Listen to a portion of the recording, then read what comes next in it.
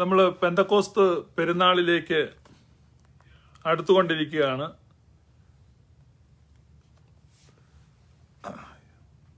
ഈ ഞായറാഴ്ചയിലേക്ക് വരുമ്പോൾ പെന്തക്കോസ്ത് പെരുന്നാളിലേക്ക് നമ്മൾ വരികയാണ്.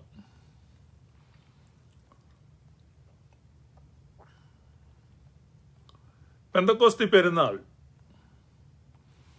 പഴയ നിയമത്തിൽ നമ്മൾ കാണുമ്പോൾ യഹോവയുടെ 7 ഉത്സവങ്ങളെ നമുക്ക് കാണാം. ദൈവം ഇസ്രായേൽ മക്കളോട് കൽപ്പിക്കുകയാണ് ഒരു വർഷം 7 ഉത്സവങ്ങൾ ആചരിക്കുവാൻ.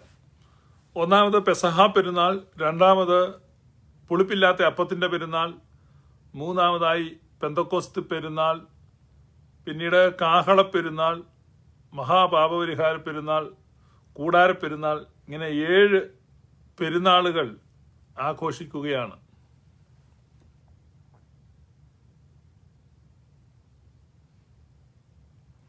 ഒന്നാമത്തെ പെരുന്നാൾ പെസഹ ആണ്, രണ്ടാമത് പുളിപ്പില്ലാത്ത അപ്പത്തിന്റെ പെരുന്നാളാണ്, പിന്നെ അതുപോലെ ആദിഫല പെരുന്നാള്, പെന്തക്കോസ്ത് പെരുന്നാള്, കാഹള പെരുന്നാള്, മഹാപാപപരിഹാര പെരുന്നാള്, കൂടാര പെരുന്നാള്. അങ്ങനെ 7 പെരുന്നാളുകൾ ആഘോഷിക്കുവാൻ കൽപ്പിക്കുന്നു. പെന്തക്കോസ്ത് പെരുന്നാളിന്റെ വിശേഷതകൾ. ഈ പെരുന്നാളിന് യഹൂദന്മാർ പല പേരുകളാണ് പറയുന്നത്. ഷാവൗട്ട് എന്നൊരു പേരുണ്ട്. ഷാവൗട്ട്. ഷാവൗട്ട് എന്ന് പറയുന്ന പേര് അത് പല രീതിയിൽ പ്രൊനൗൺസ് ചെയ്യും. ഇപ്പം വെസ്റ്റേൺ രാജ്യങ്ങളൊക്കെ ചില ഷാവൂസ് എന്നൊക്കെ പറയും. ഓരോ റീജിയനിൽ ഓരോന്നാണ് പറയുന്നത്. പല പേരുകളിൽ ഈ പെരുന്നാൾ അറിയപ്പെടുന്നു. ഷെവൗട്ട് എന്ന് പറഞ്ഞാൽ ഫെസ്റ്റിവൽ ഓഫ് വീക്സ്. അപ്പം അതാണ് നമ്മൾ മലയാളത്തിൽ വാരോത്സവം എന്ന് പറയുന്നത്. വാരോത്സവ പെരുന്നാൾ അല്ലെ വാരോത്സവം. ഉത്സവം പെരുന്നാൾ ഒന്ന് തന്നെയാണ്. അപ്പോൾ വാരോത്സവം എന്നാണ് പെന്തക്കോസ്ത് പെരുന്നാളിൻ്റെ ഒരു വാക്ക്. ഇത് ആഴ്ചകൾ, 7 ആഴ്ചകൾ, പെസഹയിൽ നിന്ന് 7 ആഴ്ചകൾ അകലെയാണ് ഈ പെരുന്നാൾ. അതുകൊണ്ടാണ് ആ പേര് അതിന് വന്നത്. പെസഹ കഴിയുമ്പോൾ 7 ആഴ്ച അഥവാ 50 ദിവസം കഴിയുമ്പോഴാണ് ഈ പെരുന്നാൾ വരുന്നത്. അതുകൊണ്ടാണ് ഇതിന് വാരോത്സവം എന്നുള്ള പേര് വന്നിരിക്കുന്നത്. പുറപ്പാട് പുസ്തകം 34-ാം അധ്യായം 22-ാമത്തെ വാക്യത്തിൽ കോതമ്പ് കൊയ്ത്തിലെ ആദ്യ ഫലോത്സവമായ വാരോത്സവവും ആണ്ടറുതിയിൽ കായികനി പെരുന്നാളും നീ ആചരിക്കണം.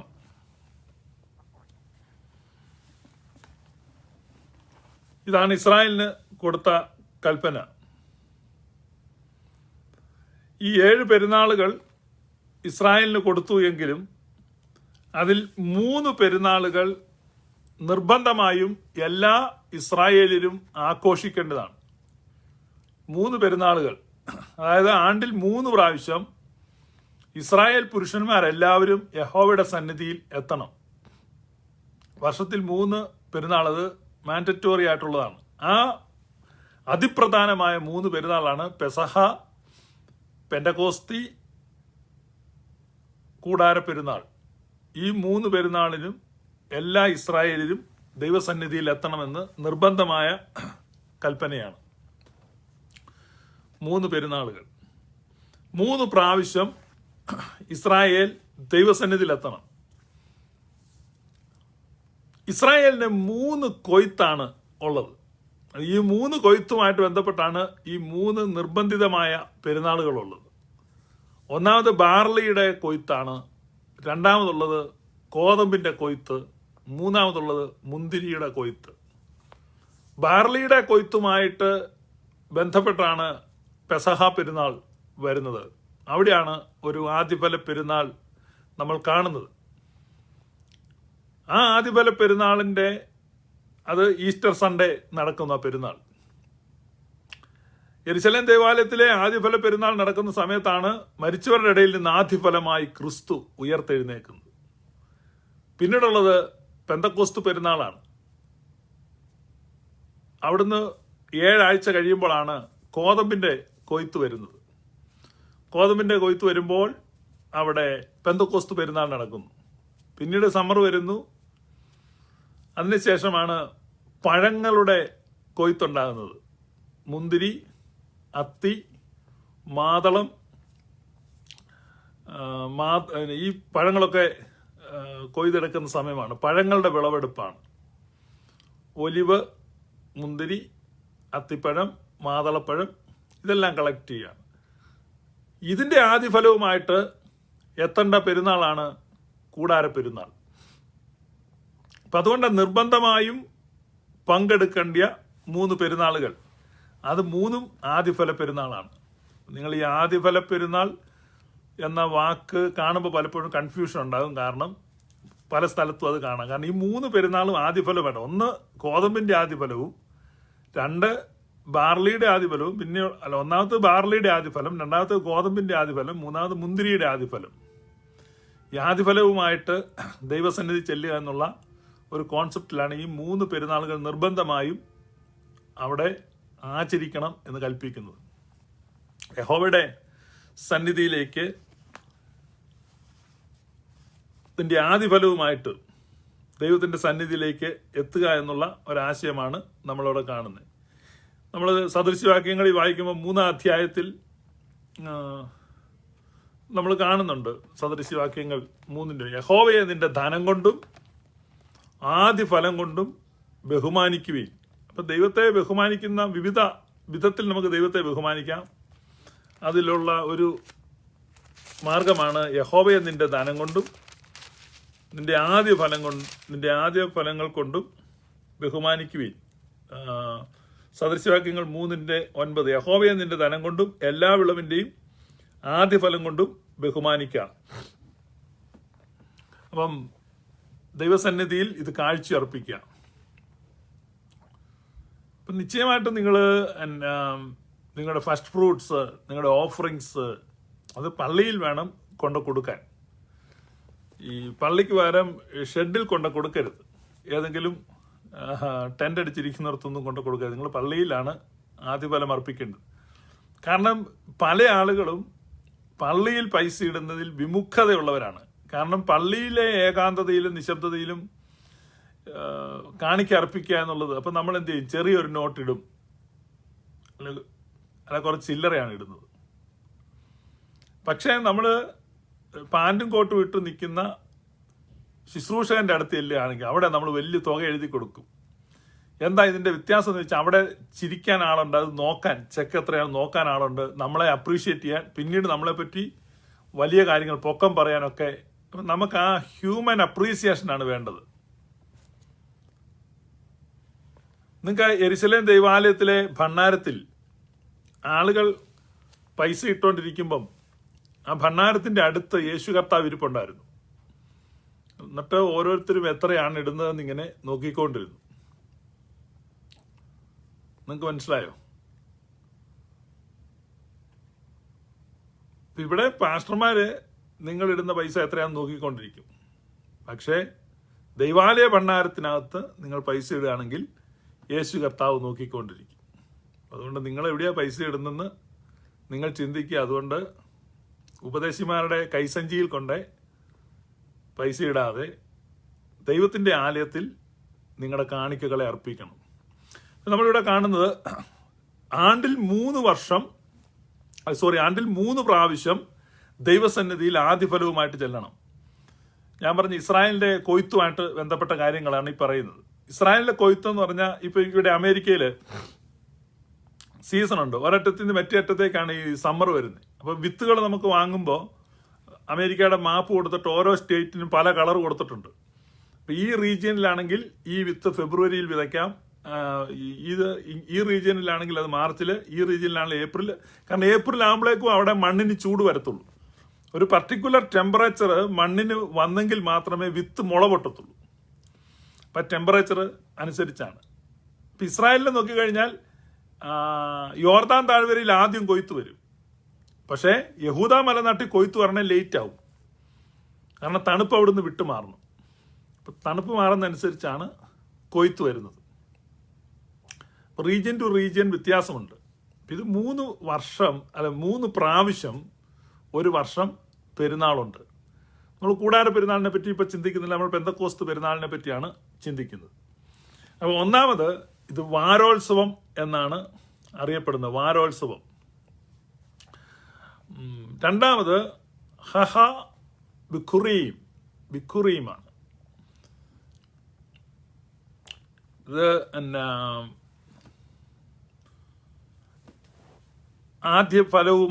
ആദ്യഫല പെരുന്നാൾ, ഫസ്റ്റ് ബോൺ. ദൈവം പറയുന്നുണ്ട്, എല്ലാ ആദ്യജാതന്മാരും എനിക്കുള്ളതാണ്. എല്ലാ മൃഗങ്ങളുടെയും കടിഞ്ഞൂല്, എല്ലാ മനുഷ്യരുടെയും കടിഞ്ഞൂല്, ആദ്യജാതന്മാരൊക്കെയും ദൈവത്തിനുള്ളതാണ്. യോസഫും മേരിയും യേശു ആദ്യജാതനായതുകൊണ്ട് അവനെ ദൈവാലയത്തിൽ സമർപ്പിക്കുവാൻ വേണ്ടി പോയി. ഈ സകല ആദ്യജാതന്മാരും ഞാൻ വേണം അതിന് വാക്യം വായിക്കാം. പുറപ്പാട് പുസ്തകം 13:2. പലർക്കും സംശയമുണ്ട് യേശുവിനെ എന്തിനാണ് ദൈവാലയത്തിൽ കൊണ്ട് കാഴ്ച വെക്കുന്നത്. പുറപ്പാട് പുസ്തകം 13 അധ്യായം 2 വാക്യം. യഹോവ പിന്നെയും മോശയോട്, ഇസ്രായേൽ മക്കളുടെ ഇടയിൽ മനുഷ്യരിലും മൃഗങ്ങളിലും കടിഞ്ഞൂലായി പിറക്കുന്നതിനെയൊക്കെയും എനിക്കായി ശുദ്ധീകരിക്കുക, അതെനിക്കുള്ളതാകുന്നു എന്ന് കൽപ്പിച്ചു. അപ്പം മനുഷ്യന്റെ ആകട്ടെ മൃഗത്തിന്റെ ആകട്ടെ ആദ്യം ജനിക്കുന്നത് ദൈവത്തിനുള്ളതാണ്. അതുകൊണ്ടാണ് ഈ ബൈബിളില് യേശുവിനെ കുറിച്ച് മറിയത്തിന്റെ ആദിജാതൻ എന്നെഴുതിയിരിക്കുന്നു. ഈ പെന്തക്കോസ്തുകാർ എപ്പോഴും പറയുന്നൊരു കാര്യമാണ്, ഏകജാതൻ എഴുതിയില്ല, അതുകൊണ്ട് മറിയത്തിന് വേറെ മക്കളുണ്ട്.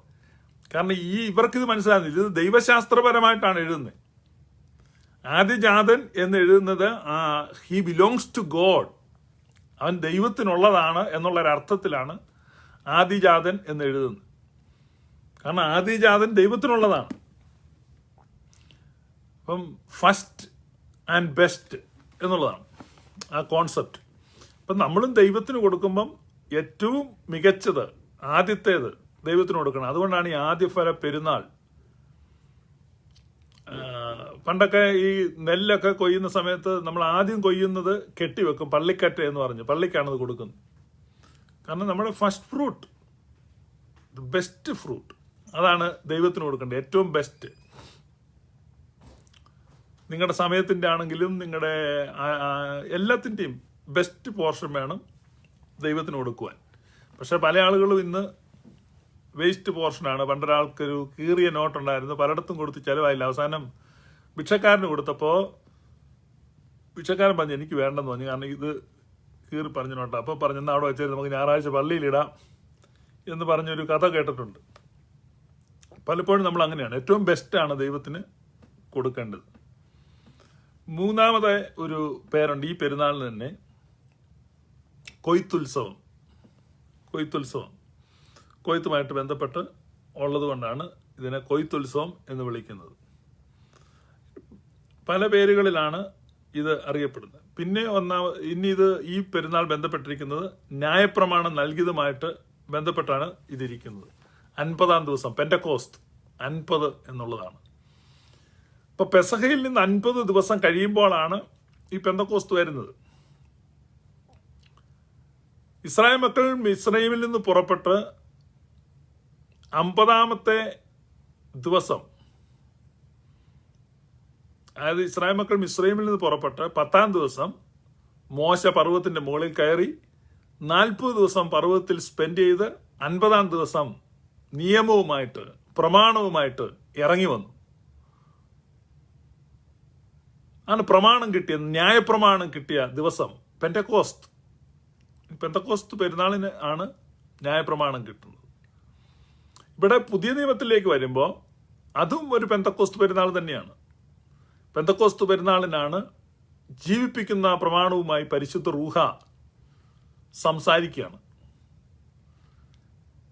ഒന്നാമത്തെ പെന്തക്കോസ്ത് പെരുന്നാൾ മരുഭൂമിയിൽ മോശയുടെ നേതൃത്വത്തിൽ നടന്നപ്പോൾ അന്ന് 3000 പേര് കൊല്ലപ്പെട്ടു. ഇവിടെ രണ്ടാമത്തെ പെന്തക്കോസ്ത് പെരുന്നാൾ പത്രോസ് അപ്പോസ്തലന്റെ പ്രധാന കാർമ്മികത്വത്തിൽ നടക്കുമ്പോൾ 3000 പേർ ജീവപ്രദായകമായ മാമോദിസ സ്വീകരിച്ചു, ജീവനിലേക്ക് ചേർക്കപ്പെട്ടു. What A contrast. ഇപ്പൊ പഴയ നിയമം എന്ന് പറഞ്ഞാൽ മരണത്തിന്റെ ശുശ്രൂഷ, പുതിയ നിയമത്തിലേക്ക് വരുമ്പോൾ ജീവിപ്പിക്കുന്ന ശുശ്രൂഷ. അന്ന് അവിടെ 3000 പേര് മരിച്ചു വീഴുകയാണ്. കാരണം അക്ഷരം കൊല്ലുന്നു, ആത്മാവോ ജീവിപ്പിക്കുന്നു. അതുകൊണ്ട് പഴയ നിയമത്തിൽ ആ പ്രമാണവുമായിട്ട് അത് പെന്തക്കോസ്തിയാണ്. ആ പഴയ നിയമത്തിലെ പെന്തക്കോസ്തിയിൽ മരണത്തിന്റെ ശുശ്രൂഷയായിരുന്നു. എന്നാൽ പുതിയ നിയമത്തിലെ പെന്തക്കോസ്തിയിൽ ജീവന്റെ ശുശ്രൂഷ, ജീവിപ്പിക്കുന്ന ശുശ്രൂഷയാണ്. അപ്പൊ ഇവിടെ നമ്മൾ കാണുന്ന ഏറ്റവും പ്രധാനപ്പെട്ട ഒരു ചിന്ത, ഈ വാരോത്സവം എന്ന് പറയുമ്പോൾ ആഴ്ചകളെ എണ്ണണം. അപ്പം ദൈവമായ കർത്താവ് പറയുകയാണ്, ഈ ആഴ്ചകളെ, ഈ 7 ആഴ്ച നിങ്ങൾ എണ്ണണം. പെസഹ മുതൽ പെന്തക്കോസ്തി വരെ, പെസഹ മുതൽ പെന്തക്കോസ്തി വരെ. വേറെ ഒരു ഫെസ്റ്റിവലിനും ഇങ്ങനെ ആഴ്ചയെ എണ്ണുവാൻ ദൈവം പറഞ്ഞിട്ടില്ല. ലേവ്യ പുസ്തകത്തിൽ നമ്മൾ നോക്കുമ്പം ഒരു വാക്യമുണ്ട്, 23-ാം അധ്യായം 15-ാമത്തെ വാക്യം. 23-ാം അധ്യായം 15-ാം വാക്യം, ലേവ്യ പുസ്തകം. ശബത്തിന്റെ പിറ്റേനാൾ മുതൽ നിങ്ങൾ നീരാജനത്തിന്റെ കറ്റ കൊണ്ടുവന്ന ദിവസം മുതൽ തന്നെ എണ്ണി 7 ശബത്ത് തികയണം. 7-ാമത്തെ ശബത്തിന്റെ പിറ്റേനാൾ വരെ 50 ദിവസം എണ്ണി യഹോവയ്ക്ക് പുതിയ ധാന്യം കൊണ്ട് ഒരു ഭോജനയാഗം അർപ്പിക്കണം. അപ്പൊ 3 പെരുന്നാൾ, 7 പെരുന്നാളിൽ 3 പെരുന്നാൾ ഇസ് വെരി ഇമ്പോർട്ടൻറ്റ്. എല്ലാ പുരുഷന്മാരും അറ്റൻഡ് ചെയ്യണം. പെസഹ, പെന്തക്കോസ്തി, കൂടാര പെരുന്നാൾ. പക്ഷെ ഈ 3 പെരുന്നാളിലും നാളുകൾ എണ്ണി ആഘോഷിക്കാൻ പറഞ്ഞ ഒറ്റ പെരുന്നാളേ ഉള്ളൂ. അതാണ് പെന്തക്കോസ്തി പെരുന്നാൾ. That's most important festival. അതുകൊണ്ടാണ് പൗലൂസ് ലേഖനം എഴുതുമ്പോൾ 2 പ്രാവശ്യം പറയുന്നത്. എനിക്ക് പെന്തക്കോസ്തി ആഘോഷിക്കുന്നതിനെ കുറിച്ച് പൗലൂസ് പറയുന്നുണ്ട്. ഇപ്പൊ പുതിയ നിയമസഭയിൽ വരുമ്പോൾ പെരുന്നാളുകളില്ല എന്നൊക്കെ ചിലർ പറയുന്നുണ്ട്. പക്ഷെ പൗലൂസ് പെന്തക്കോസ്ത് പെരുന്നാൾ ആഘോഷിക്കുന്നുണ്ട്. അപ്പം പുതിയ നിയമത്തിൽ ഈ പെരുന്നാളില്ല. ഈ കാരണം പുതിയ നിയമത്തിൽ പെരുന്നാളില്ല എന്ന് പെന്തക്കോസ്ത് വിഭാഗക്കാര് പലപ്പോഴും പറയുന്നുണ്ട്. ഞാനൊരു വാക്യം വായിക്കാം. അപ്പോസ്തല പ്രവൃത്തി 20-ാം അധ്യായം. അപ്പോസ്തല പ്രവൃത്തി 20-ാം അധ്യായം. പെന്തക്കോസ്തുകാർ ആരെങ്കിലും എന്നെ കേൾക്കുന്നുണ്ടെങ്കിൽ ശ്രദ്ധിക്കുക. ഇനി നിങ്ങളുടെ പെന്തക്കോസ്ത് സുഹൃത്തുക്കൾക്കല്ല ഈ ഭാഗം മുറിച്ചുകൊണ്ട് കൊടുക്കുക. അപ്പോസ്തല പ്രവൃത്തി 20:16 കഴിയുമെങ്കിൽ പെന്തക്കോസ്തു നാളേക്ക് യെരുശലേമിൽ എത്തേണ്ടതിന് പൗലൂസ് ബന്ധപ്പെടുകയാൽ ആസ്യയിൽ കാലതാമസം വരരുത് എന്ന് വെച്ച് എഫേസോസിൽ അടുക്കാതെ ഓടണം എന്ന് നിശ്ചയിച്ചിരുന്നു.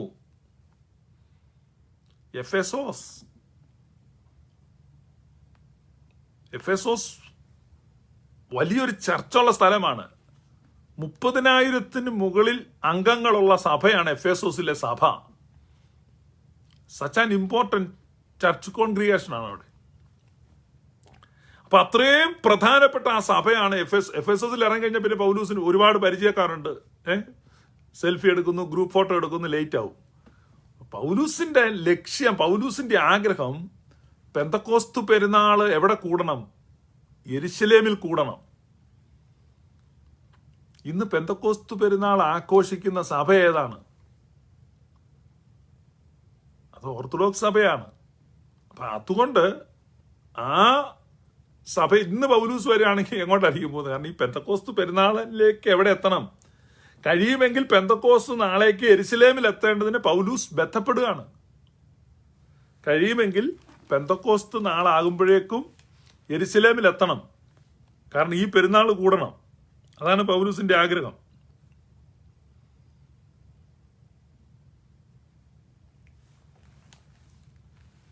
നമ്മൾ അതാണ് മനസ്സിലാക്കേണ്ടത്. ഇപ്പൊ പഴയ ആദിമ സഭയിൽ പെരുന്നാളുകൾ ഉണ്ടായിരുന്നു. അല്ല, ഇതൊന്നും പുതുതായിട്ട് ഉണ്ടായതല്ല. ഇത് കൃത്യമായ ആദിമ സഭയുടെ പാരമ്പര്യമാണ് പെന്തക്കോസ്ത് പെരുന്നാൾ ആഘോഷിക്കുന്നത്. അപ്പൊ ഈ ഞായറാഴ്ച പെന്തക്കോസ്ത് പെരുന്നാൾ നടക്കുമ്പം നിങ്ങൾ മനസ്സിലാക്കണം, ഇത് പൗലൂസും പത്രോസും ഒക്കെ ആഘോഷിച്ച പെരുന്നാളാണ്.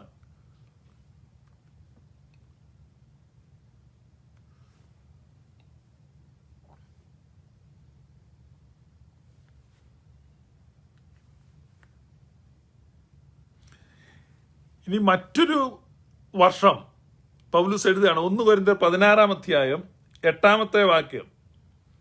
കർത്താവ് അനുവദിച്ച കുറെ കാലം നിങ്ങളോട് കൂടെ പാർപ്പാൻ ആശിക്കുന്നത് കൊണ്ട് ഞാൻ ഈ പ്രാവശ്യം കടന്നു പോകും വഴിയിലല്ല നിങ്ങളെ കാണുവാൻ ഇച്ഛിക്കുന്നത്. എഫേസോസിൽ ഞാൻ പെന്തക്കോസ്ത് വരെ പാർക്കും. കണ്ടോ, ഇത് വേറൊരു വർഷമാണ്. ഈ പ്രാവശ്യം പൗലൂസ് പറയാണ്, ഞാൻ ഇപ്രാവശ്യത്തെ പെന്തക്കോസ്ത് പെരുന്നാളിന് എവിടെയാ കൂടുന്നത്? എഫേസോസിലാണ്. അതിനു മുമ്പുള്ള പ്രാവശ്യം എഫേസോസ് സഭയിൽ ഇറങ്ങാതെ യെരുശലേം സഭയുടെ പെന്തക്കോസ്ത് ശുശ്രൂഷയിൽ പങ്കെടുക്കാൻ വേണ്ടി പൗലൂസ് പോവാണ്. ഇവിടെ പറയാണ്, ഞാൻ എഫേസോസ് സഭയിലെ പെന്തക്കോസ്ത് പെരുന്നാളിനാണ് ഇപ്രാവശ്യം കൂടുന്നത്. കണ്ട, ചിലപ്പോൾ ഒരു പ്രാവശ്യം ആ പ്രാവശ്യം എഫേസോസിൽ ഇറങ്ങാതെ പോയി എന്നുള്ളത് എഫേസോസുകാർ കേട്ടിട്ട് പരാതിയായിട്ട് ഇങ്ങനെ പറഞ്ഞിട്ട് പരാതിയൊക്കെ രൂപപ്പെട്ട് കാണും. അതുകൊണ്ട് ഈ പ്രാവശ്യം പൗലൂസ് എന്ത് ചെയ്യാണ്, പെന്തക്കോസ്തിക്ക് എഫേസോസിൽ തന്നെ കൂടിയേക്കാം എന്ന് വിചാരിച്ച് പൗലൂസ് എഫേസോസിലേക്ക് പോവാണ്. അതാ എഴുതിയിരിക്കുന്നത്. നിങ്ങൾ മനസ്സിലാക്കണം, ഈ പെരുന്നാളുകൾ ആഘോഷിക്കുന്ന ക്രിസ്തീയ സഭ ഏർലി ചർച്ചിന്റെ പാരമ്പര്യമാണ് ഈ പെരുന്നാളുകളൊക്കെ. അപ്പൊ അതുകൊണ്ട് യഥാർത്ഥത്തിൽ ആദിമ സഭയുടെ പാരമ്പര്യം അതേപടിയുള്ള സഭയാണ് ഈ സുറിയാനി സഭ എന്നുള്ളത് നിങ്ങൾ മനസ്സിലാക്കണം. അതുകൊണ്ടാണ് ഞാനിത് ആവർത്തിച്ച് പിന്നെ എടുത്തു പറയുന്നത്. പിന്നെ ബൈബിളിൽ നിന്ന് വാക്യം വായിക്കുന്നത് ചില ആളുകൾക്ക്, അങ്ങനെയുള്ള ആളുകളുണ്ട്, അവർക്ക് ഈ ബൈബിളിൽ നിന്ന് കണ്ടെങ്കിലേ ഒരു സന്തോഷം വരികയുള്ളൂ. അത് വാക്യരോഗം എന്ന് പറഞ്ഞൊരു അസുഖം ബാധിച്ചിരിക്കുന്നത്. വാക്യമുണ്ടോ എന്ന് ഇങ്ങനെ ചോദിക്കും. അതുകൊണ്ടാണ് ഞാനത് ഇങ്ങനെ എടുത്തു കാണിച്ചത്. നിങ്ങൾ നോക്കുക, ഇതാണ് ചർച്ചിന്റെ പാരമ്പര്യം. ഒറിജിനലി ഈ പെന്തക്കോസ്തിയും പെസഹയും ഈസ്റ്ററും ഒക്കെ സഭ ആഘോഷിച്ചിരുന്ന ആദ്യകാലം മുതൽ നമ്മൾ മനസ്സിലാക്കേണ്ടത്. സഭ ഡിവൈഡ് ചെയ്യപ്പെടുന്നതിന് മുമ്പ് അൺഡിവൈഡഡ് ചർച്ച് ഒരുമിച്ച് കൂടി എന്തിനാണെന്നറിയാമോ? ഈസ്റ്റർ ആഘോഷിക്കുന്നതിന് തീയതി ഏകീകരണം വരുത്താണ്. കാരണം പല സ്ഥലത്തും പല രീതിയിലാണ് ഈസ്റ്റർ ആഘോഷിച്ചിട്ടുണ്ട്. അപ്പൊ ഈസ്റ്റർ ആഘോഷിക്കുന്ന തീയതിക്ക് ഒരു ഐക്യരൂപം ഉണ്ടാകാൻ വേണ്ടിയാണ് നിക്കിയ സുന്നോദോസ് കൂടിയത് തന്നെ. മറ്റു പല കാര്യങ്ങളും അവിടെ ഡിസ്കസ് ചെയ്തെങ്കിലും അവിടെ യേശുവിന്റെ ദൈവത്വമൊക്കെ ഡിസ്കഷനിലേക്ക് വന്ന് ഇന്ന് യേശുവിന്റെ ദൈവത്വത്തെക്കുറിച്ചൊക്കെയാണ് നമ്മൾ നിക്കിയ സുന്നോദോസുമായിട്ട് ബന്ധപ്പെട്ട് അറിയുന്നതെങ്കിലും അവിടെ കൂടിയിരുന്നവരുടെ ഏറ്റവും പ്രധാനവുമായ അവരുടെ പരിഗണന ഈസ്റ്റർ ആഘോഷിക്കുന്ന തീയതിക്ക് ഒരു ഏകീകരണം വരുത്തുക എന്നുള്ളതാണ്. അപ്പൊ ആദിമസഭ അത്രമാത്രം പ്രാധാന്യം ഈസ്റ്റർ ആഘോഷിക്കുന്നതിന് കൊടുത്തിരുന്നു. ഈസ്റ്റർ ആഘോഷിക്കുന്നതിന്റെ തീയതിയെക്കുറിച്ച് അവർ ഗൗരവപൂർവ്വം ചിന്തിക്കുമ്പോഴും ചർച്ച ചെയ്യുമ്പോഴും ബൈബിൾ ക്രോഡീകരിക്കപ്പെട്ടിരുന്നില്ല എന്ന് നിങ്ങൾ മനസ്സിലാക്കണം. അപ്പൊ ബൈബിൾ ക്രോഡീകരിക്കുന്നതിനേക്കാൾ പ്രധാനം ഈസ്റ്റർ ഏകീകരിക്കുന്നതിലായിരുന്നു. ഇതാണ് നിങ്ങൾ മനസ്സിലാക്കേണ്ടത്. അതായത് ബൈബിൾ ക്രോഡീകരിക്കാൻ വേണ്ടി ഒരു കൗൺസിലും കൂടിയില്ല. ബൈബിള് അത്താനേസസ് ബാബ പറഞ്ഞു 27 പുസ്തകം കൊള്ളാം, അല്ലാതെ അവിടെ ഒരു കൗൺസിലും കൂടി ഇരുന്ന് ആലോചിച്ചില്ല ഇതിനെപ്പറ്റി. Least bothered. പക്ഷെ അവരെ സംബന്ധിച്ച് നമ്മുടെ കർത്താവിന്റെ ഉയർപ്പ് പെരുന്നാൾ ആഘോഷിക്കുമ്പോൾ നമുക്കൊരു ഏകീകൃത തീയതി വേണം. അതാണ് അവരുടെ പ്രധാനവുമായ പരിഗണന. അതിനാണ് പ്രാധാന്യം. നിങ്ങൾ അതാണ് മനസ്സിലാക്കേണ്ടത്. അതാണ് ആദിമ സഭയുടെ പ്രാധാന്യം. ഇനി അപ്പോസ്തോലിക പാരമ്പര്യം വേണം. വേണ്ട, പൗലൂസ് 2 വാക്യമാണ് എഴുതിയിരിക്കുന്നത്. ഒരു വർഷം എഫേസോസിൽ ഇറങ്ങാതെ യെരുശലേമിൽ പെന്തക്കോസ്ത് പെരുന്നാൾ കൂടാൻ വേണ്ടി പായുന്ന പൗലൂസിനെ കാണുന്നു. രണ്ടാമത്തെ പ്രാവശ്യം കൊരിന്തിൽ എനിക്ക് ഇപ്പം ഇറങ്ങിയാൽ എനിക്ക് അധിക സമയം നിൽക്കാൻ പറ്റത്തില്ല, അതുകൊണ്ട് ഞാൻ നിങ്ങളുടെ കൂടെ കുറച്ച് കൂടുതൽ സമയം സ്പെൻഡ് ചെയ്യാൻ ആഗ്രഹിക്കുന്നുണ്ട്, അതുകൊണ്ട് ഇപ്പം ഞാൻ ഇറങ്ങുന്നില്ല.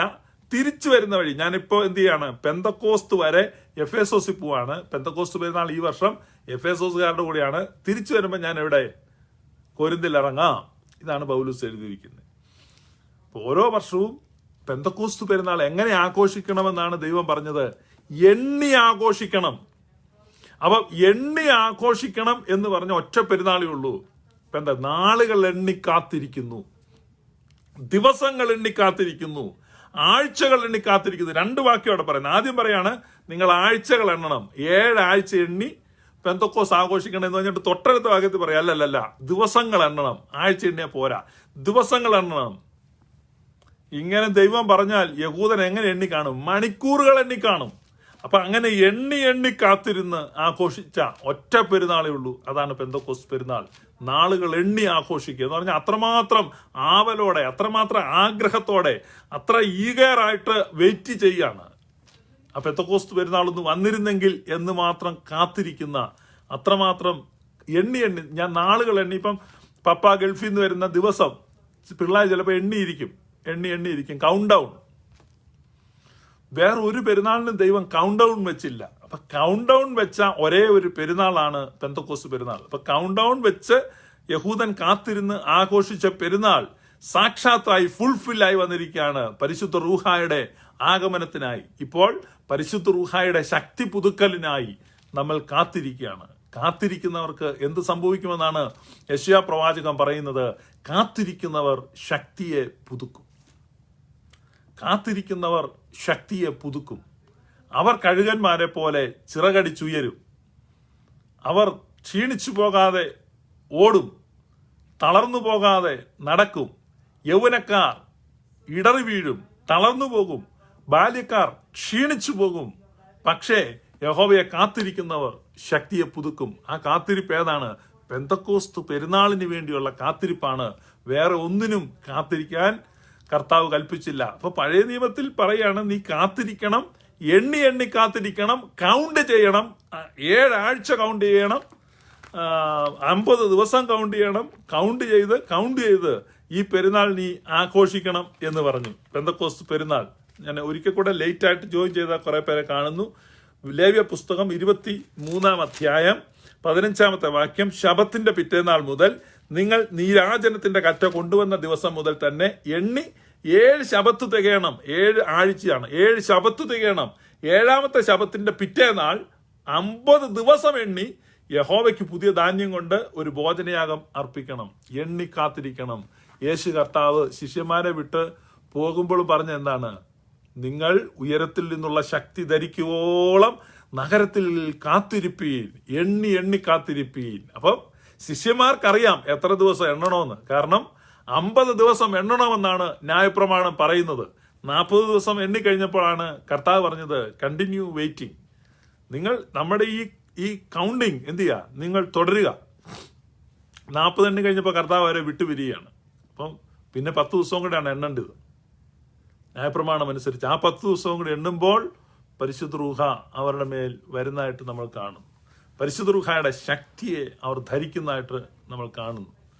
എത്ര മനോഹരമായ പിക്ചറാണ് പഴയ നിയമത്തിൽ കൊടുത്തിട്ട് ഇപ്പൊ പുതിയ നിയമത്തിൽ സംഭവിക്കുന്നത്. ഇതാണ് നമ്മൾ ഇവിടെ ഇതിൽ കാണുന്നത്. അപ്പൊ ഈ ഇസ്രായേലിന്റെ ഈ വിളവെടുപ്പുമായിട്ട് ബന്ധപ്പെട്ടാണ് 3 പെരുന്നാളുകൾ. നമ്മൾ ഈ ദൈവത്തിന്റെ ഹൃദയത്തെ നോക്കിക്കഴിഞ്ഞാൽ പ്ലഷേഴ്സ് ഓഫ് ഗോഡ്, ദൈവത്തിന്റെ സന്തോഷം. God was pleased with him. God was pleased, ദൈവം പ്രസാദിച്ചു.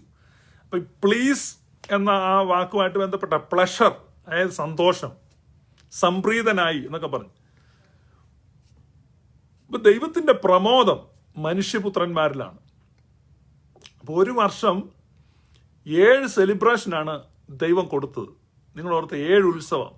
ഒരു ഉത്സവത്തിൽ നിന്ന് അടുത്ത ഉത്സവത്തിലേക്ക്, ആ അടുത്ത ഉത്സവത്തിൽ നിന്ന് അടുത്ത ഉത്സവത്തിലേക്ക്. ഇതാണ് ദൈവജനത്തിന്റെ യാത്ര. അപ്പോൾ ഒരു ജോയ്ഫുൾ ആയിട്ട് തൻ്റെ ജനം ജീവിക്കണം എന്നാണ് ദൈവം ആഗ്രഹിക്കുന്നത്. ജോയ്ഫുൾ. അതെങ്ങനെയാ ജോയ്ഫുൾ? ദൈവത്തെ കൂടാതെ സന്തോഷിക്കരുത്, ദൈവസന്നിധിയിൽ സന്തോഷിക്കണം. ദൈവവുമായിട്ടുള്ള റിലേഷൻഷിപ്പിൽ. ഇത് നമ്മുടെ ഉള്ള വലിയൊരു തെറ്റിദ്ധാരണയാണ്. നമുക്ക് സന്തോഷം എവിടെയാണ്? ദൈവസന്നിധിയിൽ നിന്ന് വിട്ടാണ് സന്തോഷിക്കേണ്ടത്. പക്ഷെ ദൈവം പറയാണ്, എൻ്റെ സന്നിധിയിൽ നിങ്ങൾ സന്തോഷിക്കണം. അവൻ്റെ സന്നിധിയിലാണ് സന്തോഷമുള്ളത്. ഇപ്പം നമുക്ക് ദൈവത്തിൻ്റെ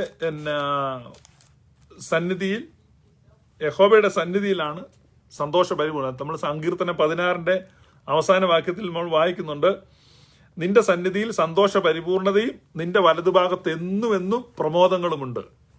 ദൈവത്തിന്റെ വലതുഭാഗത്ത് എന്തുണ്ട്? പ്രമോദങ്ങളുണ്ട്. ദൈവത്തിന്റെ വലതുഭാഗത്ത് എന്തായിരിക്കും നമുക്കറിയാം. എന്താ ദൈവത്തിന്റെ വലതുഭാഗത്ത്? നിങ്ങൾ എത്ര പേർക്ക് അറിയാം ദൈവത്തിന്റെ വലത്തുഭാഗത്ത് എന്താന്ന്? സങ്കീർത്തനക്കാരൻ ദാവീദ് പറയാണ്, ദൈവമേ നിന്റെ വലതുഭാഗത്ത് പ്രമോദങ്ങളുണ്ട്. കണ്ടോ, വെളിപ്പാട് ഭാഗികമാണ്.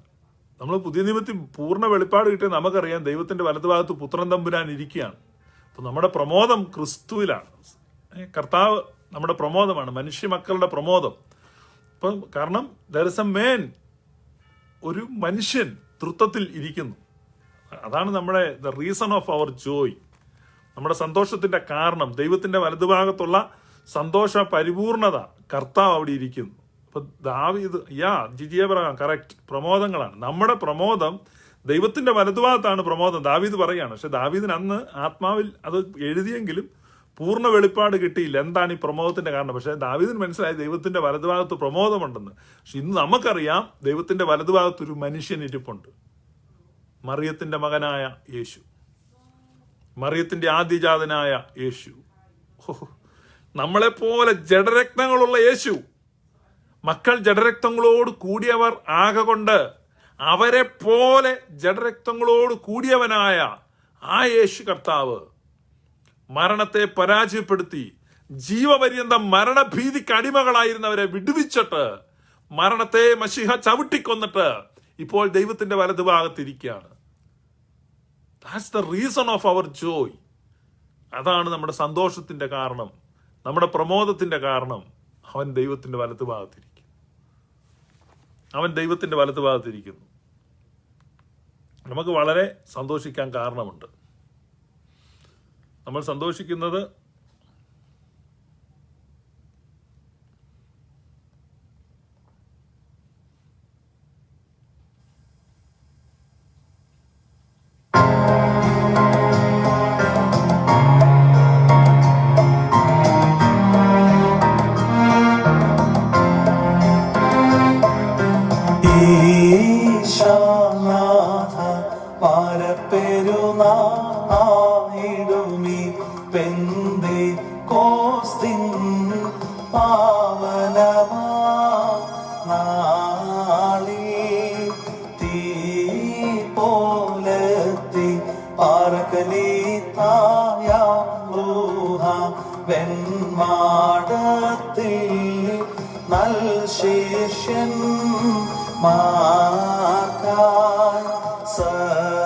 സദ്വിശ്വാസം സ്നേഹം സൽഗതി എന്നിവയിൽ പൂർണ്ണത നൽകി ചെന്നുൽപോ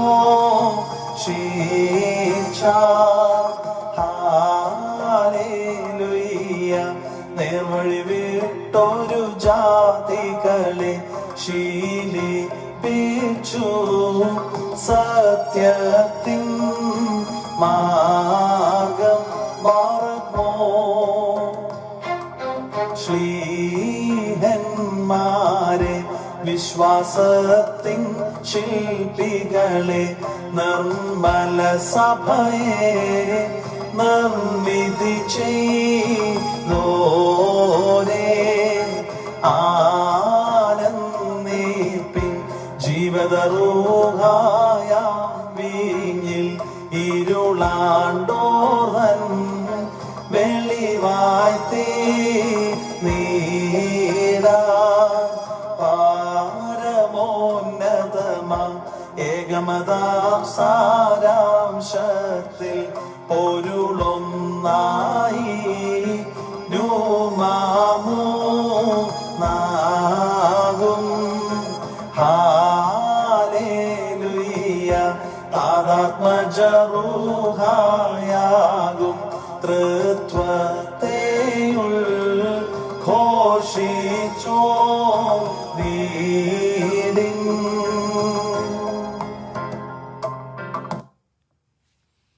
പെന്തക്കോസ്തി പെരുന്നാൾ. അപ്പൊ ദൈവം ആഗ്രഹിക്കുന്നത് ദൈവജനത്തിന്റെ സന്തോഷമാണ്, ദൈവജനത്തിന്റെ പ്രമോദമാണ്. നമ്മൾ എപ്പോഴും ഉത്സവം ആചരിക്കുന്ന ഒരു സന്തോഷത്തിന്റെ ഘോഷസ്വരത്തോടുകൂടെ ജീവിക്കണം എന്നാണ് ദൈവം ആഗ്രഹിക്കുന്നത്. ദൈവത്തിന് മാറ്റമില്ല, പുതിയ നിയമത്തിലും അത് തന്നെയാണ് ആഗ്രഹിക്കുന്നത്. നമ്മൾ സന്തോഷിക്കണം. സന്തോഷിപ്പീൻ സന്തോഷിപ്പീൻ എന്ന് പിന്നെയും എഴുതുന്നതിൽ എനിക്ക് മടുപ്പില്ല. പൗലോസ് ഫിലിപ്പിയക്കാർക്ക് എഴുതുമ്പോൾ പറയാണ്, പിന്നെയും അതേ കാര്യം എഴുതുന്നതിൽ എനിക്ക് മടുപ്പില്ല. നിങ്ങൾ ഈ 3 വർഷം ദൈവസന്നിധിയിലേക്ക് വരുന്നെന്ന് ഓർത്ത്, ഒന്നാമത്തെ പ്രാവശ്യം എല്ലാവരും ബാർലിയുമായിട്ട് കൊയ്തെടുത്ത ബാർലിയുടെ ആദിഫലവുമായിട്ട് വരുന്നു. പിന്നീട് കൊയ്തെടുത്ത ഗോതമ്പ് കറ്റയുമായിട്ട് വരുന്നു. പിന്നീട് അവർ പറിച്ചെടുത്ത ഒലിവിന്റെ ആദിഫലം, മുന്തിരിയുടെ ആദിഫലം, പൊമഗ്രനേറ്റിന്റെ, മാതളത്തിന്റെ ആദിഫലം, അത്തിപ്പഴത്തിന്റെ ആദിഫലം, ഇതെല്ലാമായിട്ട് വരികയാണ്. വീഞ്ഞു കൊണ്ടുവരികയാണ്. പുതുവീഞ്ഞ് എന്നാ പറയുന്നത്, ന്യൂ വൈൻ. ഒരാൾക്കും അത് കുടിക്കാൻ അവകാശമില്ല. until they offer the new wine skins before the presence of the Lord on the day of the feast of tabernacles. കൂടാര പെരുന്നാളിന്റെ ദിവസം ഈ പുതുവീഞ്ഞ് ദൈവസന്നിധിയിൽ കൊണ്ട് വെക്കുന്നവരെ ആരും വീഞ്ഞു കുടിക്കത്തില്ല. കാഹള പെരുന്നാളിനെന്ന് ഒലിവെണ്ണ ദൈവസന്നിധിയിൽ ഒഴിക്കുന്നവരെ ഇസ്രായേലിൽ ഒരുത്തനും ആ ഒലിവെണ്ണ ഉപയോഗിക്കത്തില്ല. അൻറ്റിൽ ദെൻ. കാരണം അവരുടെ ഫസ്റ്റും ബെസ്റ്റും ദൈവത്തിന് കൊടുക്കുകയാണ്. ഇതിന്റെ കാരണമുണ്ട്. ഇതിന്റെ കാരണം നിങ്ങൾ മനസ്സിലാക്കിയ വലിയ അതിശയമാണ്. ഇവരെ മിസ്രൈമിൽ നിന്നാണ് ഈ കനാൻ ദേശത്തേക്ക് കൊണ്ടുപോകുന്നത്. മിസ്രൈമിലെ കനാലുകളുണ്ട്, ഇറിഗേഷൻ സിസ്റ്റം. നിങ്ങൾക്കറിയാം, ഈജിപ്ത് നൈൽ നദിയുടെ ദാനം എന്നാണ് അറിയപ്പെടുന്നത്. നൈൽ നദി അങ്ങനെയാണ്, 12 മാസവും നിറഞ്ഞൊഴുകുകയാണ്. നൈൽ നദി ലോകത്തിലെ ഏറ്റവും വലിയ നദിയിലൊന്നാണ്. നൈലും ആമസോണും ഒക്കെയാണല്ലോ ഏറ്റവും വലിയ നദികൾ. അപ്പൊ ഈ നൈൽ നദി ഈജിപ്തിലൂടെ ഒഴുകുമ്പോൾ ഫലഭൂയിഷ്ടമായ ഡെൽറ്റ പ്രദേശങ്ങളിൽ ഈ എക്കൽ മണ്ണാണ്, ഏറ്റവും ഫലഭൂയിഷ്ടമായ മണ്ണാണ് ഈജിപ്തിലെ. അപ്പൊ നൈൽ നദിയിൽ നിന്ന് കൈവഴികൾ വെട്ടിയിരിക്കുകയാണ്, കനാലുകൾ, തോടുകൾ. അതുകൊണ്ട് 12 മാസവും ജലലഭ്യതയാണ് ഈജിപ്തിൽ. എന്ത് കൃഷിയും ചെയ്യാം, ഒരു പ്രശ്നവുമില്ല, വെള്ളം ഇഷ്ടം പോലെയാണ്. അപ്പൊ ഈജിപ്തിലെ പച്ചക്കറി പഴത്തോട്ടങ്ങൾ എന്ന് പറഞ്ഞാൽ അങ്ങ് നട്ടാൽ മതി, കാരണം വെള്ളം ഇങ്ങനെ വന്നുകൊണ്ടിരിക്കും. അപ്പൊ ഇവരെ സംബന്ധിച്ച് ഒരാകുലതയുമില്ല ഈജിപ്തിൽ കൃഷി ചെയ്യുമ്പോൾ. പക്ഷേ ഞാൻ നിങ്ങളെ നല്ലൊരു ദേശത്ത് കൊണ്ടുപോകാം എന്ന് പറഞ്ഞാണ് ദൈവം തമ്പുരാൻ ഇവരെയും കൊണ്ട് വരുന്നത്. ഞാൻ നിങ്ങൾക്ക് കനാൻ ദേശം തരാം.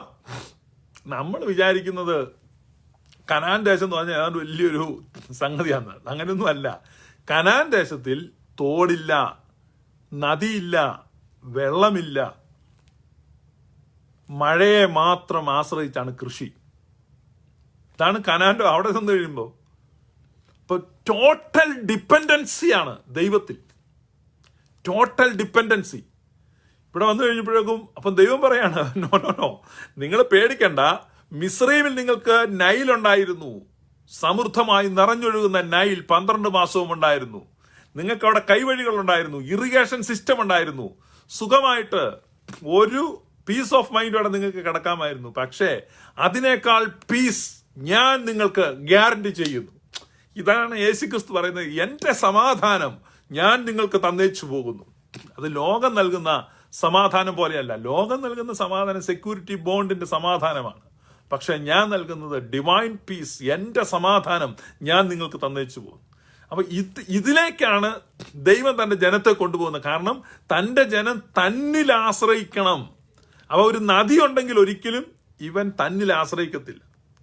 അപ്പൊ ദൈവം ആഗ്രഹിക്കുന്നത് ദൈവത്തിൽ ആശ്രയിച്ച്, ദൈവത്തെ സ്നേഹിച്ച്, ദൈവത്തോട് കൂടെ സന്തോഷിച്ച് ഫെസ്റ്റിവൽ ആഘോഷിക്കണം. അതുകൊണ്ടാണ് ദൈവം പറയുന്നത്, ഞാൻ മഴ തരാം, ഞാൻ നിങ്ങൾക്ക് വിളവ് തരാം, പക്ഷെ നിങ്ങൾ എൻ്റെ സന്നിധിയിൽ വന്ന് സന്തോഷിക്കണം.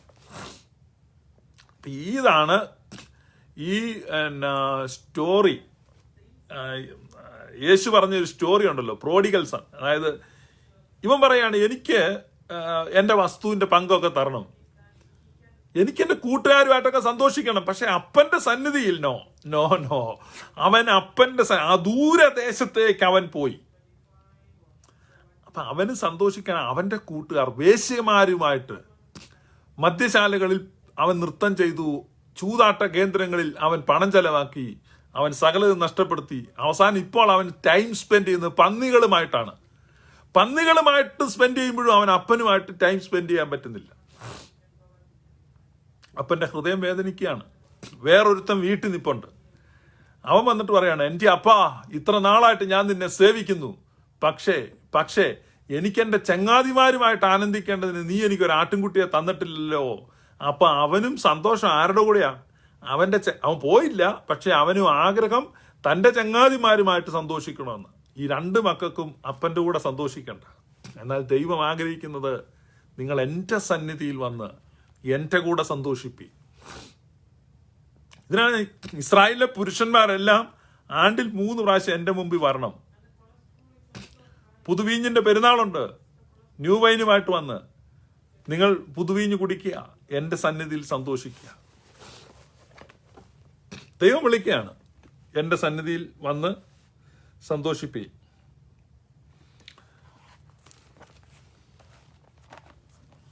ഞാനൊരു വാക്യം വായിക്കുന്നത് ആവർത്തന പുസ്തകം 11-ാം അധ്യായം. ആവർത്തന പുസ്തകം 11-ാം അധ്യായം 10-ാം വാക്യം. നീ കൈവശമാക്കുവാൻ ചെല്ലുന്ന ദേശം നീ വിട്ടുപോകുന്ന മിസ്രയീം ദേശം പോലെ അല്ല. അവിടെ നീ വിത്ത് വിതച്ചിട്ട് പച്ചക്കറിത്തോട്ടം പോലെ നിന്റെ കാലുകൊണ്ട് നനയ്ക്കേണ്ടി വന്നു. നിങ്ങൾ കൈവശമാക്കുവാൻ ചെല്ലുന്ന ദേശമോ മലകളും താഴ്വരകളും ഉള്ളതായി ആകാശത്തു നിന്ന് പെയ്യുന്ന മഴവെള്ളം കുടിക്കുന്നതും നിന്റെ ദൈവമായ യഹോവ പരിപാലിക്കുന്നതുമായ ദേശമാകുന്നു. Unlike Egypt, there is no river. നീ പോകുന്ന ദേശത്തുണ്ടല്ലോ, മിസ്രൈമിൽ നീ ചുമ്മാ ചവിട്ടിയ വെള്ളം നനയ്ക്കാം. ഇറിഗേഷൻ സിസ്റ്റം ഉണ്ട്, നദിയുണ്ട്, 12 മാസവും വറ്റാതെ നിറഞ്ഞു കവിഞ്ഞ് ഇരുകര മുറ്റി ഒഴുകുന്ന നൈൽ നദിയുണ്ട്.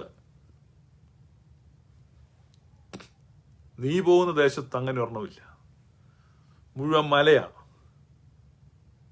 പക്ഷേ നിന്റെ ബാങ്ക് അക്കൗണ്ടിൽ ബാലൻസ് കാണത്തില്ല. നിനക്ക് വസ്തുക്കളോ സ്വത്തുക്കളോ ബോണ്ടിൽ നിക്ഷേപമോ ഷെയർ വിപണിയിലോ ഒന്നും കാണത്തില്ല. ഡോണ്ട് വറി, നിന്റെ ദൈവമായ യഹോവ നിന്നെ പരിപാലിക്കും. അതാണ് ക്രിസ്തീയ ജീവിതം, അതാണ് ട്രൂ ലൈഫ് വിത്ത് ഗോഡ്. ഇവിടെ നോക്ക്, ഇവിടെ പറയാണ് നിന്റെ ദൈവമായ യഹോവ പരിപാലിക്കുന്നതുമായ ദേശമാകുന്നു.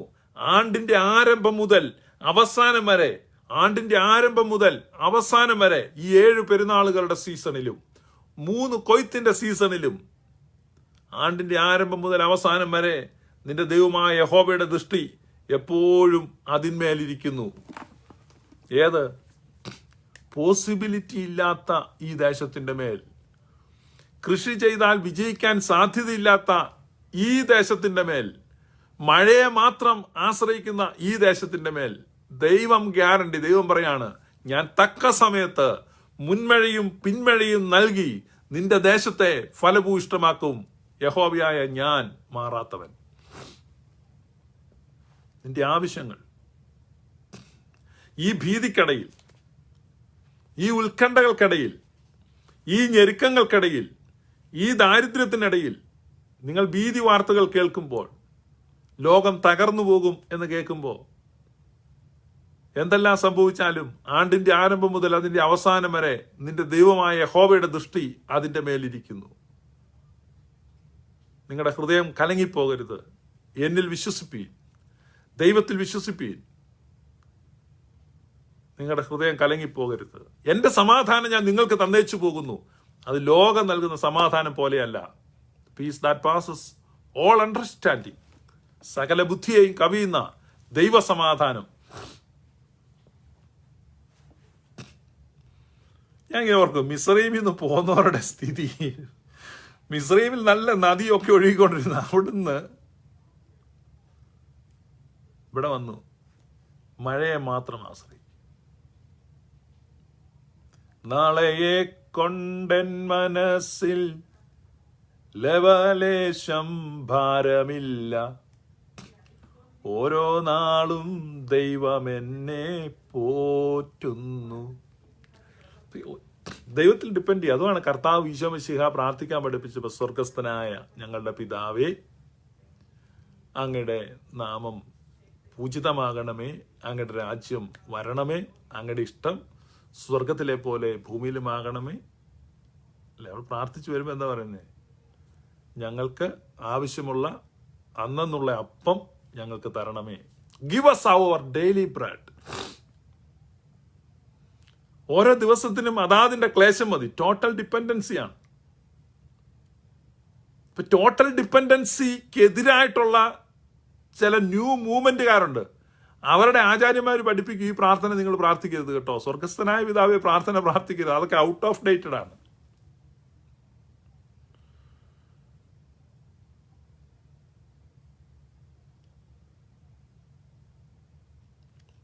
ഈജിപ്തിൽ കൃഷി ഇറക്കിയവന് ഒന്നും ചിന്തിക്കാനില്ല. കൈത്തോട് വെട്ടിവെച്ചാൽ മതി, വെള്ളം വന്ന് കയറും. കനാനി കൃഷി ഇറക്കി ഇസ്രായേലിയൻ ആകാശത്തിലേക്ക് കണ്ണുയർത്തും. ഞാൻ എൻ്റെ കണ്ണ് പർവ്വതങ്ങളിലേക്ക് ഉയർത്തും, എൻ്റെ സഹായം എന്ന് പറഞ്ഞാൽ ഈ മഴ വന്നെങ്കിലേ ഇത് വിളയത്തുള്ളൂ. നിങ്ങൾ ഏത് തരത്തിലുള്ളൊരു ജീവിതമാണ് നയിക്കുന്നത്? Are you A dependent of God? അവനിൽ നട്ടും വേരൂന്നിയും, പൗലോസ് പറയുക, അവനിൽ നട്ടും വേരൂന്നിയും ക്രിസ്തുവിൽ. He is my source. കർത്താവാണ് എൻ്റെ ഉറവിടം. Is my refuge. അവനാണ് എൻ്റെ മറവിടം. ലോകം മുഴുവൻ ഭീതിയിലൂടെ പോകുന്ന ഈ കാലത്ത്, ഈ പ്രയാസത്തിൻ്റെ, വൈതരണിയുടെ, ക്ലേശത്തിൻ്റെ സമയത്ത്, ദ പ്രോമിസ് ഈസ് ഹിയർ. ആണ്ടിൻ്റെ ആരംഭം മുതൽ അതിൻ്റെ അവസാനം വരെ നിന്റെ ദൈവമായ യഹോവയുടെ ദൃഷ്ടി അതിന്മേലിരിക്കും. എത്ര ക്ലിയർ ആയിട്ടവർ ഇത് നമ്മൾ ഈ വാക്യം വായിക്കുമ്പോൾ ആ ബാക്ക്ഗ്രൗണ്ട് മനസ്സിലാക്കണം. അതുകൊണ്ടാണ് ഞാനിത് ഇങ്ങനെ എക്സ്പ്ലെയിൻ ചെയ്യാൻ നോക്കുന്നത്. നിങ്ങൾക്ക് മനസ്സിലാകുന്നുണ്ടോ എന്ന് എനിക്ക് പിടികിട്ടുന്നില്ല. ആവർത്തന പുസ്തകം 11 നമ്മൾ വായിക്കുകയാണ്. നീ കൈവശമാക്കുവാൻ ചെല്ലുന്ന ദേശം നീ വിട്ടുപോകുന്ന മിസ്രയീം ദേശം പോലെയല്ല.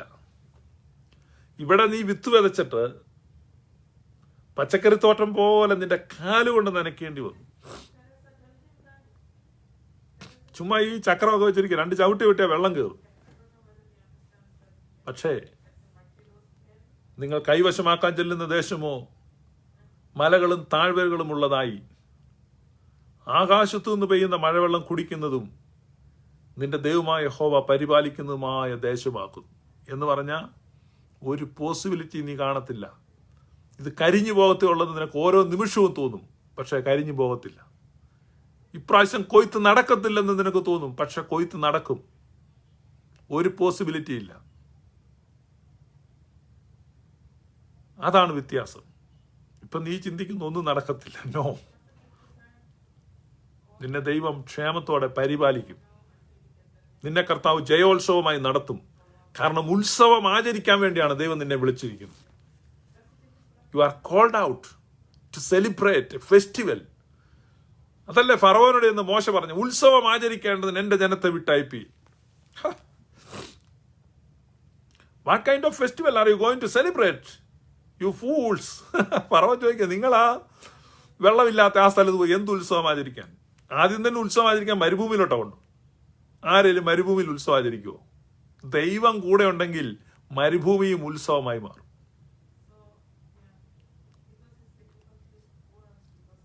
എന്തൊരു ദൈവമാ! നല്ല ഒന്നാം തരം ഫലഭൂയിഷ്ടമായ മിസ്രയീമിൽ ആ ഫറവോനെയൊക്കെ തല്ലിക്കൊന്ന് അത് കൈവച്ചിനോ?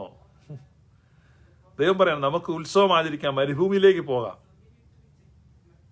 ദൈവം കൂടെ ഉണ്ടെങ്കിൽ മരുഭൂമിയും ഉത്സവം ആചരിക്കുന്ന സ്ഥലമാവും. കാരാഗ്രഹത്തിനകത്തും സന്തോഷമാണ്. പൗലോസ് ശ്ലീഹ ഫിലിപ്പിയ കാരാഗ്രഹത്തിനകത്താണ് കൈകൊട്ടി പാടി സന്തോഷിച്ചു. അവൻ നിങ്ങൾക്കായി കരുതുന്നതാകയാൽ നിങ്ങളുടെ സകല ചിന്താകുലവും അവന്റെ മേൽ ഇട്ടുകൊള്ളുവീൻ. അവൻ നിങ്ങൾക്കായി കരുതുന്നതാകയാൽ നിങ്ങളുടെ സകല ചിന്താകുലവും അവന്റെ മേൽ ഇട്ടുകൊള്ളുവീൻ. പെന്തക്കോസ്തി പെരുന്നാൾ കാത്തിരുന്ന് ആഘോഷിക്കുവാൻ കർത്താവ് കൽപ്പിച്ച പെരുന്നാൾ.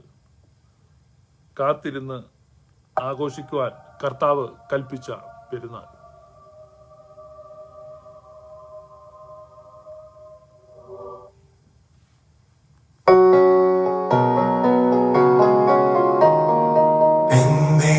പെന്തക്കോസ്തിന്യായ നാളാശ്വാസദനാം റൂഹായി പാവന ശിഷ്യന്മാർ മീതെ വിട്ട താതന്മേലേന്നും വാഗ്ദത്തം പോൽ തേജ്വാലാ സാദൃശ്യത്തിൽ നാവുകളെ നൽകി തന്മൂലം വിശ്വാസത്തിൻ വീര്യത്താൽ സുവിശേഷിപ്പ ഭൂസീമകളിൽ ജാതികളെ സമ്പാദിച്ചു മൃതിയുള്ളോർക്കെല്ലാം ഗതിയായി മശിഹായുദ്ധാനം എന്നുദ്ഘോഷിച്ച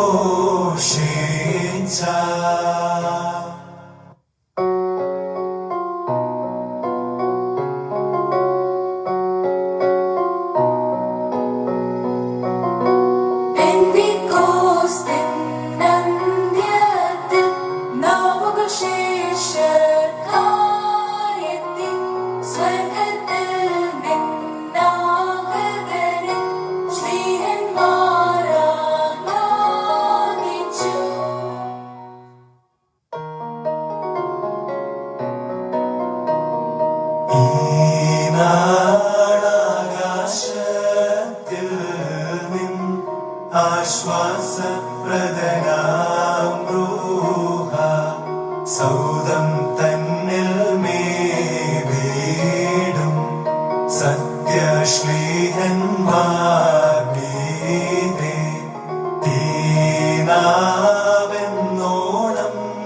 വന്നു വാണോരോരുത്തൻ മേലും. പഴയ നിയമ ഇസ്രായേലിൻ മഴയ്ക്ക് വേണ്ടി കാത്തിരിക്കുമ്പോൾ ഇങ്ങനെ ദൈവം മഴ അയച്ചു കൊടുക്കുകയാണ്. ഇവിടെ പുതിയ നിയമത്തിലൂടെ ശിഷ്യന്മാര് അപ്പോസ്തലന്മാര് കാത്തിരിക്കുകയാണ്. പരിശുദ്ധ റൂഹ വലിയ മഴയായിട്ട് വരികയാണ്. അന്ന് മഴ വന്ന് അവരുടെ കൃഷികളെ നനച്ച് ഫലഭൂയിഷ്ടമാക്കി കൊയ്ത്തിനു വേണ്ടി പരുവപ്പെടുത്തുമ്പോൾ ഇവിടെ പരിശുദ്ധ റൂഹ വന്നിട്ട് സഭയെ ഒരുക്കാണ്. അതുകൊണ്ടാണ് പൗലുസ്ലീഹ ലേഖനം എഴുതുക പറയുന്നത്, നിങ്ങളാണ് എൻ്റെ കൃഷി. പൗലുസ് നിങ്ങളാണ് എൻ്റെ കൃഷി. നാം ആകുന്ന കൃഷിത്തോട്ടത്തെ നനയ്ക്കുവാൻ റൂഹായാകുന്ന മഴ കനാൻ ദേശത്തിൽ ദൈവം വാഗ്ദത്തം ചെയ്തതുപോലെ ആണ്ടിന്റെ ആരംഭം മുതൽ അതിന്റെ അവസാനം വരെ നമ്മളെ സ്ട്രെങ്തൻ ചെയ്യുവാൻ, നമ്മളെ ഗൈഡ് ചെയ്യുവാൻ, നമ്മളെ ടീച്ച് ചെയ്യുവാൻ, കൗൺസിൽ ചെയ്യുവാൻ, ഉപദേശിക്കുവാൻ, അപ്പം നമ്മളെ ഉപദേശിക്കുവാൻ, ശക്തിപ്പെടുത്തുവാൻ, വഴി കാണിക്കുവാൻ പാവനനായ പരിശുദ്ധ റൂഹ നമ്മോടുകൂടെ ഇരിക്കും. എന്നേക്കും നിങ്ങളോടുകൂടെ വസിക്കേണ്ടതിന് മറ്റൊരു സഹായകനെ ഞാൻ നിങ്ങൾക്ക് അയക്കും. പക്ഷെ നമുക്ക് പലപ്പോഴും വിശ്വാസ കണ്ണല്ല, ഭൗതികമായ കണ്ണുകളാണ്. ഈ ഭൗതികമായ കണ്ണ് ആണ് നമുക്ക് കാണാൻ ആഗ്രഹിക്കുന്ന നൈൽ നദിയാണ്. നമുക്ക് നിറഞ്ഞു കവിഞ്ഞൊഴുകുന്ന, ഇപ്പം നമുക്ക് സമാധാനമില്ല, സ്വസ്ഥതയില്ല. ഇപ്പം ഈ പ്രശ്നങ്ങൾ ലോകത്തെല്ലാം പ്രശ്നമാണ്, കോവിഡാണ്. അപ്പം ഇതെല്ലാം പെട്ടെന്ന് മാറി, രോഗമെല്ലാം മാറി ക്ലിയറായി നല്ല ശാന്തമായി നൈൽ നദി ഒഴുകുന്ന കണ്ടിട്ടുണ്ടോ? നിങ്ങൾ ഈജിപ്തിൽ പോയിട്ടില്ലെങ്കിൽ നോക്കുക. നമ്മുടെ ഈ കൂലം കുത്തി ഒഴുകുന്ന നദിയൊന്നുമല്ല. ഇങ്ങനെ ഉണ്ടല്ലോ, നമ്മുടെ നാട്ടിൽ വലിയ പൊക്കത്തിൽ നിന്ന് എടുത്തു ചാടി വെള്ളച്ചാട്ടം ഇങ്ങനെ വന്ന് പാറ വന്ന് തല്ലി തെറിച്ച് ഇങ്ങനെ അങ്ങനെ പോവല്ല. നൈൽ നദി ട്രാങ്കിൾ ഫ്ലോയിങ് ആണ്. അത് നിറഞ്ഞിങ്ങനെ സ്റ്റഡി ആയിട്ട് ഒഴുകിക്കൊണ്ടിരിക്കുക, ഒരു പ്രശ്നവുമില്ല. ഇഷ്ടംപോലെ വെള്ളം, ഫലഭൂയിഷ്ടമായ മണ്ണ്. നമ്മുടെ കാർണൽ മേൻ ആഗ്രഹിക്കുന്ന ഇതാണ്. പക്ഷെ കർത്താവ് പ്രതികൂലങ്ങളുടെ നടുവിൽ നാം നിൽക്കുമ്പോൾ, പ്രതിസന്ധികളും പ്രശ്നങ്ങളും വെല്ലുവിളികളും എല്ലാം ഉള്ളപ്പോൾ ടോട്ടൽ ഡിപ്പെൻഡൻ്റ് ആയി ദൈവത്തോട് ചേർന്ന് അവൻ എന്നോട് പറ്റിയിരിക്കാൻ ഞാൻ അവനെ വിടുവിക്കും. നമ്മൾ സങ്കീർത്തനം 91 എല്ലാ ദിവസവും വായിക്കുവാൻ പിതാക്കന്മാർ ക്രമീകരിച്ച് തന്നിരിക്കുകയാണ്. നമ്മൾ പറയണം, അവൻ എന്നോട് പറ്റിയിരിക്കാൻ. ദൈവത്തിൻ്റെ ഏറ്റവും വലിയ ആഗ്രഹം നാം അവനോട് പറ്റിയിരിക്കണം. നമ്മുടെ എല്ലാ സന്തോഷങ്ങളിലും ദൈവം നമ്മോട് കൂടെ സന്തോഷിക്കുന്നു. ഇതാണ് ദൈവത്തിൻ്റെ സന്തോഷം, ദൈവത്തിൻ്റെ പ്രമോദം, ദ പ്ലഷേഴ്സ് ഓഫ് ഗോഡ്.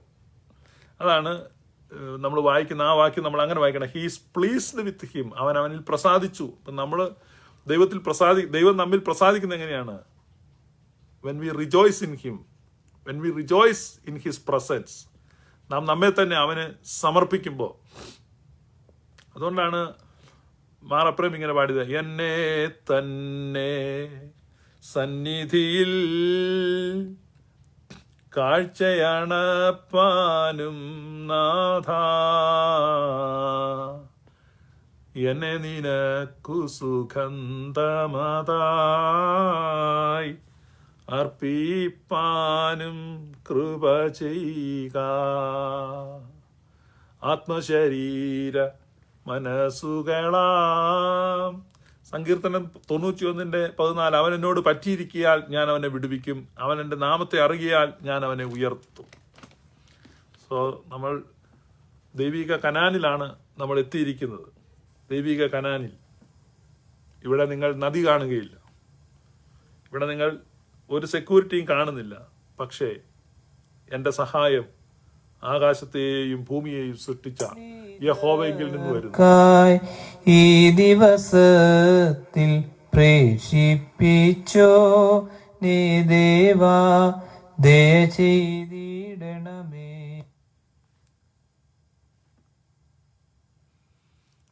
ദൈവികമായ സഹായം നമുക്ക് വരും എന്ന് നിങ്ങൾ മനസ്സിലാക്കുക. മഴയില്ലെങ്കിലും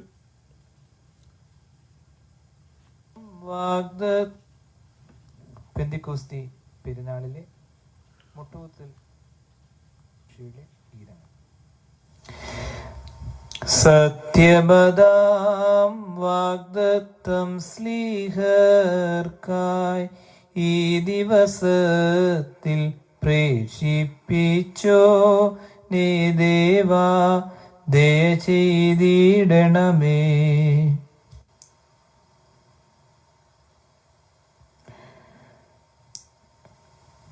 കുതിരപ്പടയുടെ മേൽ ജയം കൊണ്ട് അവയുടെ പുറത്ത് കയറിയിരുന്നവരെ സമുദ്രത്തിൽ നിവേദിപ്പിച്ച പ്രബലനായ കർത്താവിനെ നാം സ്തുതിക്കണം. മൂടൽ മഞ്ഞാലാവൃതവും ദൈവത്താലുല്ലിഖിതവുമാ നിയമം വികലവചസ്സാം മോശവെടിപ്പായി വായിച്ചു. കായിക മലിനത മനതരളിൽ നിന്നൊഴിവായപ്പോൾ പാവനമാത്മജ്ഞാനത്തിൽ പരമുന്നതനായി സൂക്ഷ്മമതാം ബോധം നേടി ദൈവികമാം സ്തോത്രം പാടി. റുക്കുദിശ അവരോഹം ചെയ്തിട്ടി പരിപാവനമാം നാളിൽ നരരോട് സമ്മേളിച്ചാനവരെ സ്വർഗീയന്മാരാക്കിയിടാൻ പരരോടും സ്വജനത്തോടും തൃത്വത്തെയുൽഘോഷിപ്പാൻ തൻ വാഗ്ദാനം പ്രേഷിപ്പിച്ചാശ്വാസം സ്ലീഹർക്കേകി ഭാഷകളരുളിയവൻ ധന്യൻ.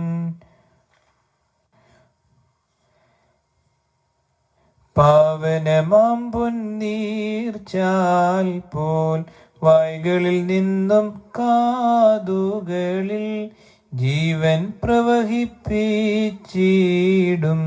നിബിയന്മാരെ കേട്ടിടുവിൻ. കാഹളതുല്യം ഘോഷിക്കും സ്ലീഹന്മാരെ ശ്രദ്ധിപ്പിൻ. മഷിഹായാം ദൈവം മനസാ മേൽ നമുക്കായി പാടേറ്റു.